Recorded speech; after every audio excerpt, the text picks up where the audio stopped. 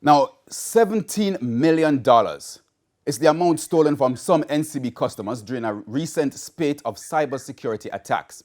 The bank has confirmed that over the past 10 days, there has been a significant increase in the number of customers who have been defrauded by scammers. Now, the scammers have been targeting the customers through emails, text messages, as well as on Instagram and TikTok.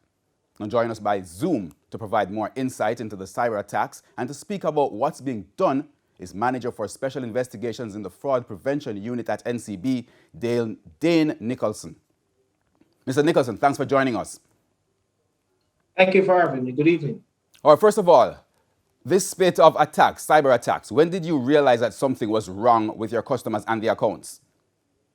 Well, so smishing and vishing is not new. It has always been a problem that financial institutions and other sectors have to deal with. But over the last few days, we have seen a significant increase in these vishing and smishing attacks, where fraudsters target our customers by sending them SMS messages purported to be coming from NCB, asking the customers to click on the link to take certain urgent action. Either their account is locked, their password is about to expire, and or there are suspicious transaction on their account, and they need to click on these links to restore their account. Once customers click on these links, they would have submitted their username and password to the fraudsters in order to take over their account. Now, the fraudsters would log into their account, get sufficient information to call them back to execute a vishing attack. And a vishing attack is where fraudsters call customers purporting to be from a reputable financial institution,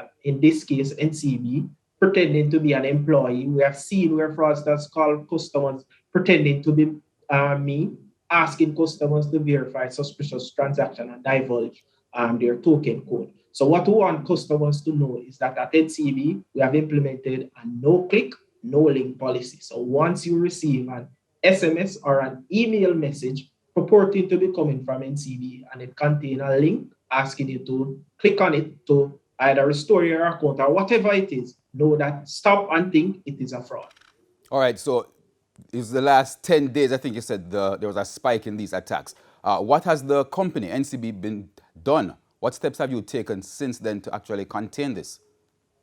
So we have restricted all the impacted accounts and other customers' accounts who have fallen victim to this. So over the last couple of years, NCB would have invested billions of dollars, not one, not two, not 3 billion, into hardening our cybersecurity architecture. But what fraudsters continue to do is to find ingenious ways of asking the customers to divulge the information themselves. So once customers continue to fall victim to this smishing and vishing attack by providing the fraudsters with their username and their password. Remember, it would be the genuine username and the password, and it would also be the token code that is assigned to the customers. That is why the fraudsters are going to one of the weakest link in the security apparatus, and that is normally people. So we have built a strong infrastructure around our security architecture and have invested billions. So the system itself is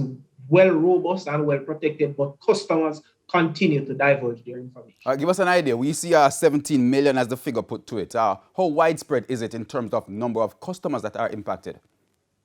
So that 17 million would be directly related to about 10 to 12 customers. But if we take it for the entire year, since the beginning of the year, the number would be a lot higher, and the losses associated with it as well would also be a little bit more than the $17 million. But over the last couple of days, that is the $17 million directly related to those customers who would have submitted their information in the smishing attack and then falling victim to the vishing attack as well. All right, we don't have much time left, but this is not the first time that cyber attacks have been have compromised your system, and customers, of course, are on edge. Now, what assurances can you give them about conducting business using the internet?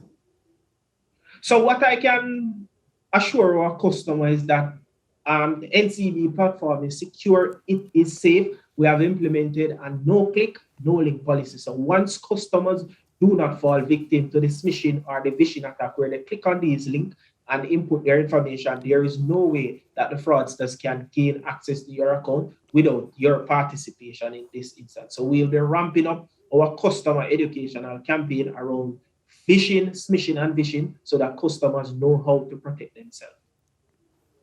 All right, thank you very much. Manager for Special Investigations in the Fraud Prevention Unit at NCB, Dane Nicholson.